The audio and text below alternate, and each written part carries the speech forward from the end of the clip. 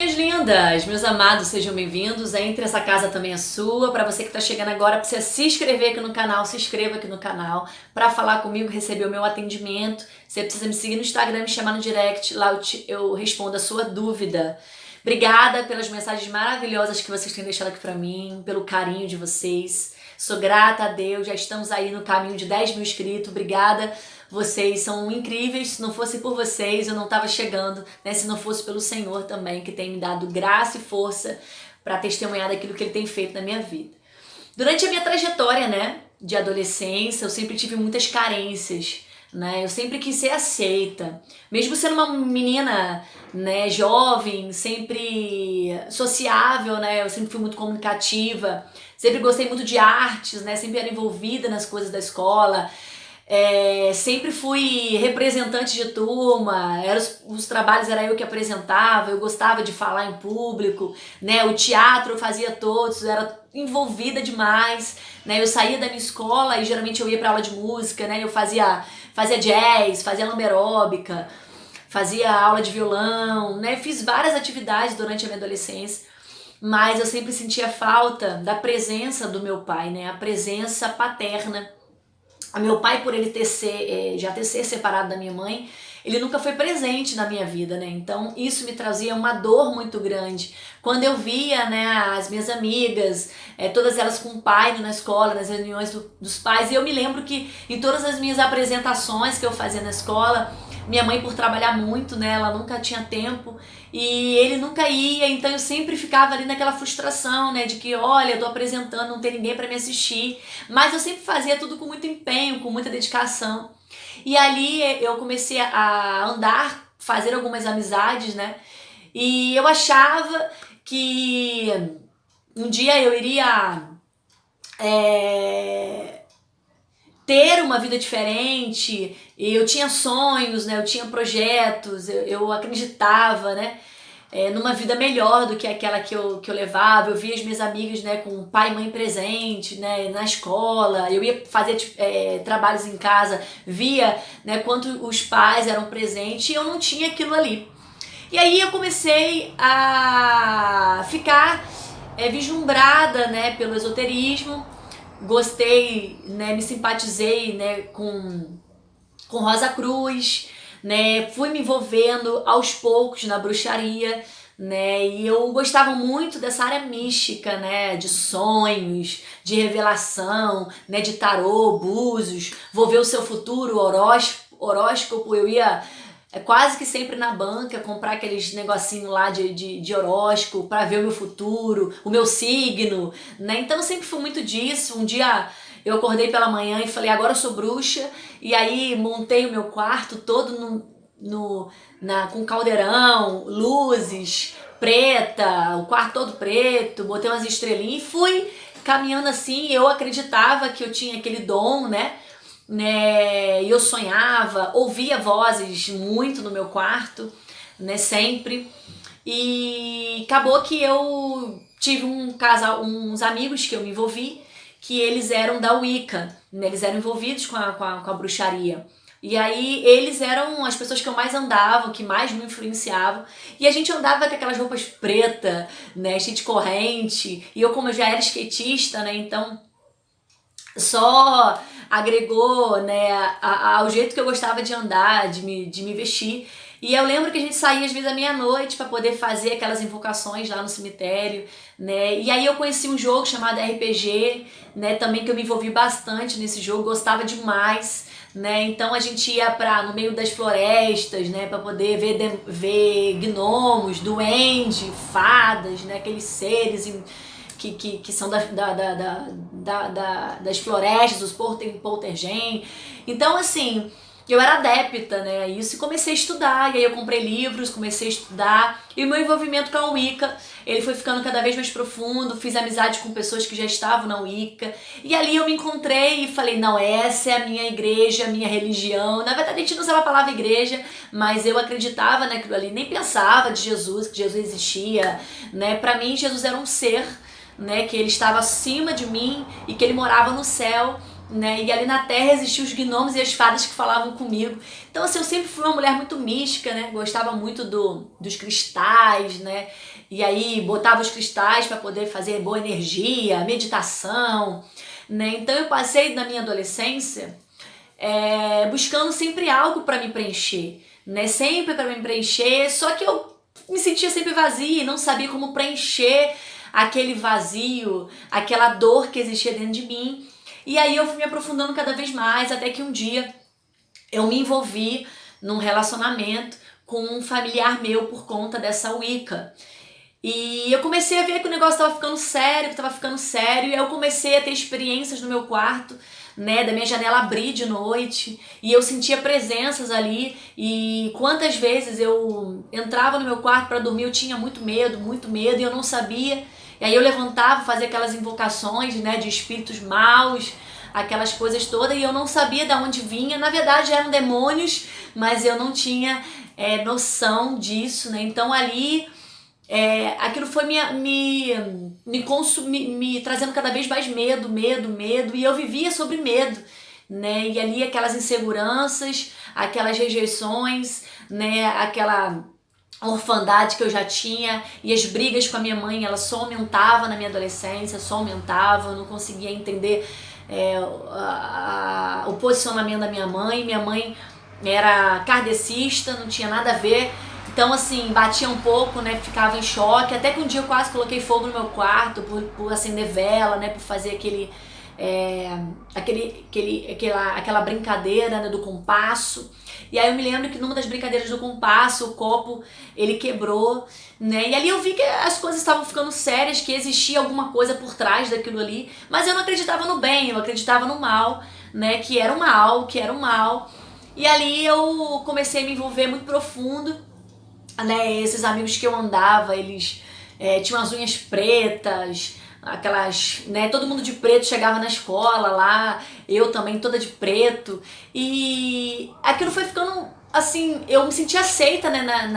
naquele clã, né? Eu me sentia aceita, e ali eu fui caminhando, até que um dia chegou o meu momento de eu ser consagrada na Wicca, que eu tinha que ter relações sexuais com vários parceiros. E eu me lembro que na semana anterior a isso, né, que a gente teria que ir para um lugar onde tivesse uma floresta, onde fosse bastante mato, debaixo de uma tal árvore, e ali a gente teria relações sexuais com vários casais, né, com várias pessoas ao mesmo tempo. E eu me lembro naquela semana eu tinha saído pro baile funk, né? E aí na semana eu tava andando de skate, fui andar de skate, eu gostava de um rapaz na época, e eu acabei pagando por uma situação que até hoje eu não me recordo exatamente o que aconteceu, mas eu me lembro que armaram pra mim uma emboscada, né? Onde foram 7 meninas que me prenderam numa rua, né? E ali elas me bateram até não querer mais, né? Eu me lembro que eu cheguei em casa quebrada, toda machucada, com o skate na mão. E eu nunca entendi por que eu tinha apanhado daquelas meninas, e elas não gostavam de mim, me achavam muito patricinha. Mas eu não era patricinha, mas é com essa cara, né? Aí elas tinham raiva de mim, inveja, e eu não me lembro exatamente o porquê que aquilo tinha acontecido. E eu cheguei em casa muito mal, falei, deve ter alguma coisa além, né? E aquilo me deixou muito frustrada, né? Eu me sentia infeliz, apesar da vida que eu tinha, da liberdade que minha mãe me dava, né? De sair, de passar os meus sábados andando de skate com a galera muito chapada, muito louca.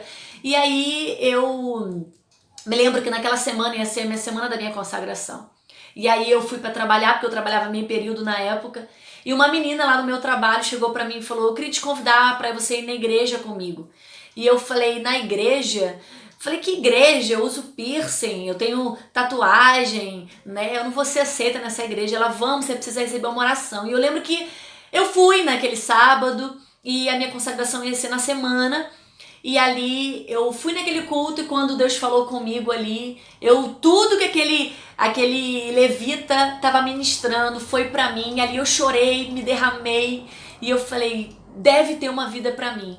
E ali ele falou, você que tá chegando aqui pela primeira vez, você aceita Jesus como seu único e suficiente Salvador, Eu sempre quando falo, eu me emociono, né? Porque eu tive uma vida pra dar errado, uma vida frustrada, né? E o amor do Senhor me encontrou ali. O amor do Senhor, ele me tirou daquela lama, me tirou daquele pecado, né? Me tirou de um lamaçal, né? A minha vida era para dar errado, né? Eu era uma improvável, né? Sem identidade, sem saber quem eu era, uma vida infeliz, cheia de complexos, né? Eu não tive a família perfeita, eu não tive a família que eu sempre sonhei, né? E ali o amor do Senhor me encontrou. E eu me lembro que naquele culto eu fui impactada com a presença dele, né? Impactada. E ali eu entreguei minha vida pro Senhor, e quando eu voltei para casa,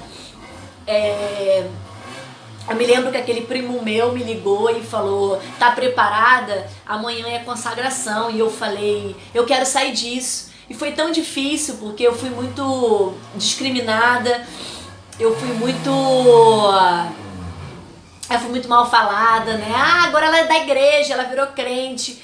Mas ali eu pude ver que nós somos improváveis e que Deus nos chama pelo nome, que Ele nos ama, e que quando a gente pensa que tudo ia dar errado ou que tudo tá dando errado, Ele vem e nos resgata, né? E ali começou meu processo de cura, né? E começou algo muito mais profundo na minha vida. E ali começou a minha batalha intensa e o meu ministério com a libertação, que eu nem sabia que existia ou que eu poderia falar. Aí eu comecei a ter experiências com demônios dentro do meu quarto, né? Eles tentavam entrar, minhas janelas batiam, né? O vidro se quebrava, né? Eu tinha grandes afrontas pela madrugada, né? A minha garganta, às vezes, ela prendia. E aí eu comecei a clamar o sangue de Jesus e comecei a falar: Jesus, né, entra aqui no meu quarto, faz a obra. E ali eu tive que fazer uma limpeza no meu quarto, porque todos aqueles objetos que tinham ali tinham influências malignas, né? Precisei ser quebrado. E eu me lembro que em uma dessas experiências eu peguei aqueles objetos, eu fui queimar aqueles objetos, e ali os objetos não pegavam fogo, dentro do fogo. E ali eu comecei a ver quanta influência demoníaca existia na minha vida. Eu estava tão presa àquelas seitas, aquelas coisas demoníacas, né? E que me deixavam cada vez piores emocionalmente, espiritualmente. E ali nós oramos, quebramos aquilo ali e foi desfeito.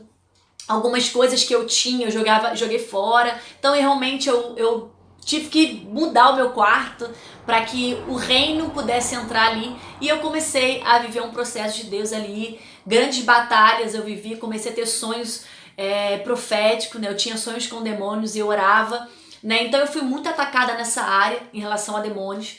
E depois eu passei por um período que os demônios queriam ter relações sexuais comigo, né? Em sono, né? E foi uma batalha muito grande na minha vida, porque eu sentia desejo de ter relações com eles.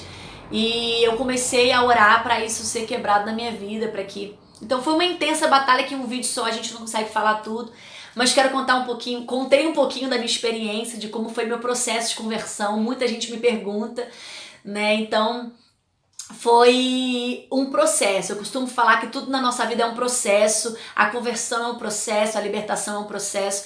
E os meus sonhos até hoje, eles são sonhos proféticos, né? Eu tenho revelações através de sonhos, Deus sempre me dá sonhos para eu poder orar. E tem sonhos que eu sonho, que acontecem, são reais, né? E eu comecei a lutar contra os demônios que entravam, né? Estavam ali no meu quarto e que tentavam me levar a ter relações com ele, né? Eu lembro que às vezes tinha momentos que eu sentia assim, aquele arrepio no meu corpo, aquele corpo quente, né? E eu acordava naquele susto com uma pressão, medo, e eu orava repreendendo: sai em nome de Jesus, eu declaro que todos os demônios, eu falava o nome dos demônios, né? E demônios, espírito de morte, de suicídio, quantas vezes, né? Tentavam ali me prender, porque às vezes a gente sente isso no corpo físico, e eu acordava sempre muito cansada fisicamente. E foram assim experiências ao mesmo tempo que na época eu não tinha conhecimento como eu tenho hoje, mas eu tinha um pouco de medo. Aí todas as vezes que eu ia dormir, eu tinha medo de dormir e acordar né, com aquela presença de demônios ali, e ali Deus começou a me fazer vencer. Aí eu comecei a estudar mais sobre libertação, buscar de Deus esse discernimento, buscar de Deus esse lutar, né, saber o que Deus estava querendo falar comigo. E ali foi uma intensa batalha, né, dentro da minha casa em relação a isso, sobre esse envolvimento que eu tive, porque eu sabia que os demônios não estavam satisfeitos, que eles queriam me aprisionar aquela vida, queriam me levar, né, ao envolvimento cada vez mais com a Wicca, com a bruxaria. Então era minha vida é preciosa para Deus, então eles sempre iriam lutar. Só que a Bíblia fala que quando a gente resiste o diabo, ele foge da gente. E ali eu comecei a ficar cada vez mais firme com o Senhor, a buscar do Senhor um relacionamento cada vez mais profundo, e as coisas começaram a cessar.